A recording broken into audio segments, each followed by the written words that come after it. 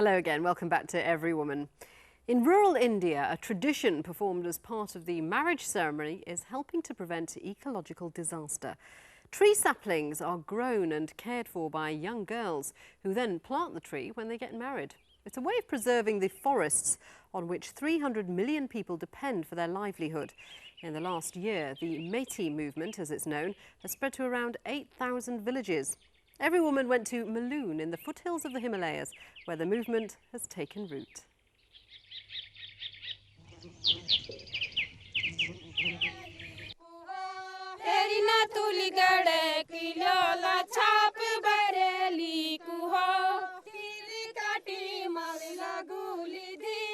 चाहे पेड़ खत्म हो रहे हैं, कोई मतलब नहीं था कि पेड़ लगाने हमको। फल खत्म हो रहे हैं, हमारे यहाँ संतरे के पेड़ बहुत सारे थे पहले, सारे खत्म हो गए। जो प्रकृति का जो आज बदलाव आ रहा है, बहुत हल्के हल्के आ रहा है।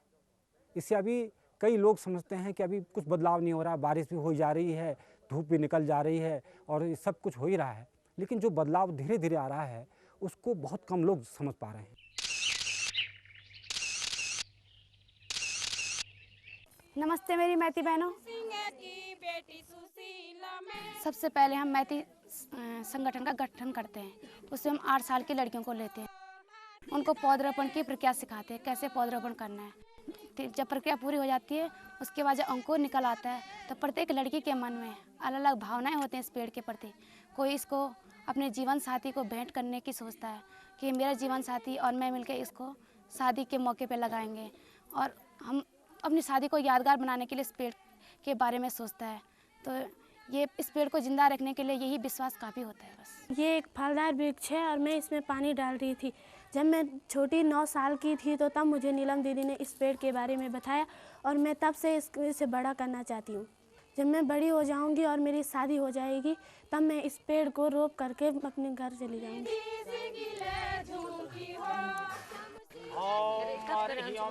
विष्णु विष्णु हरिरात्मनः विष्णु विष्णु हरिरात्मनः विष्णु विष्णु हरिरात्मनः नमः केशवाय नमो नारायणाय नमः माधवाय नमः हस्तं प्रक्षालये तदा हरि ओम विष्णु विष्णु हरिरात्मनः विष्णु विष्णु हरिरात्मनः नमः केशवाय नमो नारायणाय नमः माधवाय नमः हस्तं प्रक्षालये तदा। जब मैं यहाँ से चले जाऊँगी तो मेरे मम्मी पापा, मेरे घर वाले, मेरे गांव वाले सब मुझे याद करेंगे।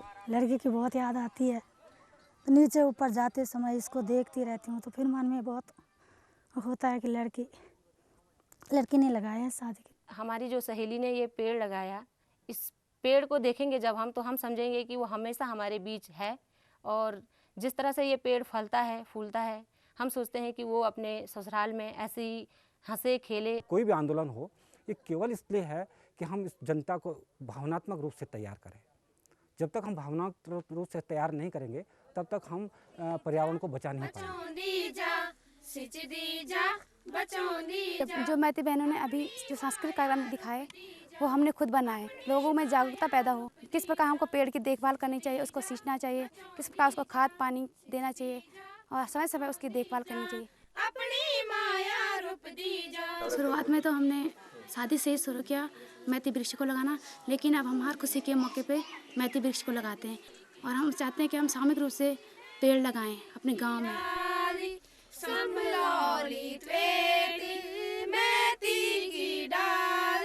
The efforts of women like Neelam have become visible now.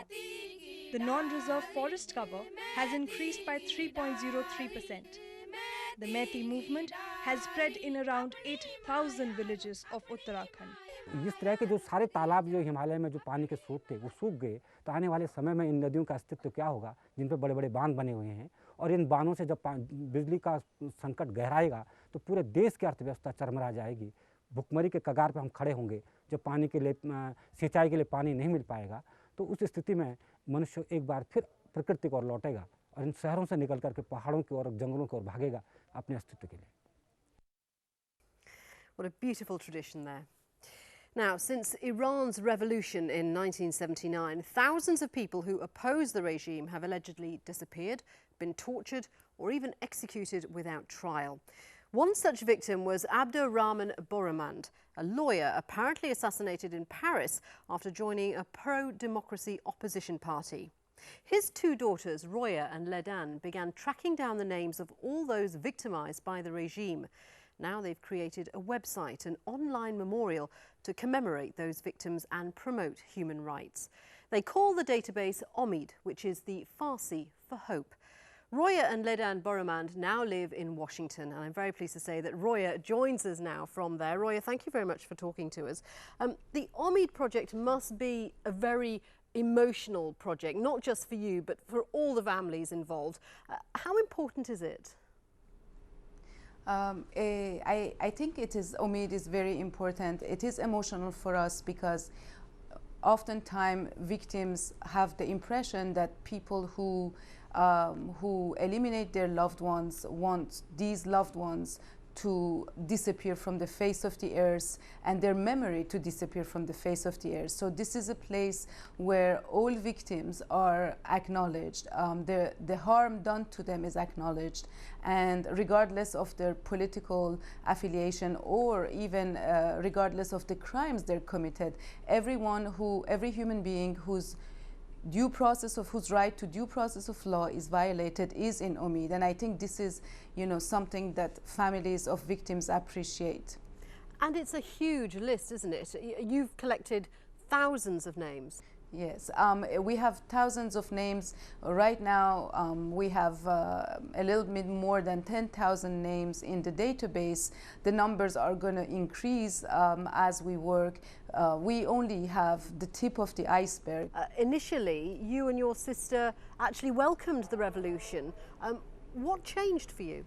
The reason why we demonstrated in the streets in 1978, or the reason we were active in Paris in 1979, was not to see dignitaries of the former regime be executed without attorneys and without the right to defense. It was not to see people flogged in the streets. It was not to restore amputations and stoning. And so, us, like many other Iranians, were quite shocked by the outcome. And so there was a feeling of guilt in us that was the main engine for what we did. Is the Omid project, is the database, is that working? Is it breaking down the secrecy of what's happening? Is it raising awareness? I think we are making inroads. We have had much more responses from Iran than we thought that we expected. And we have information from people about executions we have never heard about, ordinary Iranians. And so I think we are slowly breaking grounds. Roya, Everywoman has reported in the past on women who've been arrested simply for peacefully protesting for women's rights. Do a lot of women appear on your database? Yes, we have a lot of women who were executed, political activists, women who were executed for adultery in the beginning of the revolution. This was very common, and we have very sad cases of women with children who have been executed based on God knows what, evidence that is flawed. But women are demonstrating. Women have been the first victims of the Islamic Republic because of the mandatory veil and because they were attacked and assaulted in the street to cover up. And women were the first to demonstrate against the mandatory veil and against the policies of the Islamic Republic. And again, women have been persistently fighting the regime more than their male counterparts because every day they are carrying out the fight every day, and they are taking inch by inch back what they have lost in 1979-80. Do you think things are changing? I mean, you've still got friends and family in Iran. Do you see things changing? Are you hopeful?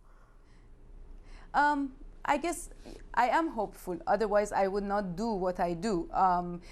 Things are changing, sometimes for the better, sometimes for the worse, but on women's rights angle, women are more conscious of the importance of fighting for their rights, the importance of staying independent from political parties, and the importance of raising awareness amidst the population. We have moved from a very elitist movement, women's rights movement, to a more pragmatic and more realistic women's rights movement that is actually reaching out to the population at large and trying to get the people to support them. And I think this is very, very hopeful. Well, Roya, you're doing some important work there. Thank you very much for talking to Everywoman. And if you want to know more about the OMID database, you can find out more details at the Everywoman website at www.aljazeera.net/English. And that's about it for this week. If you have any comments about the programme or just want to drop us a line, email us here at everywoman@aljazeera.net. Until next time, from all the team here, bye-bye.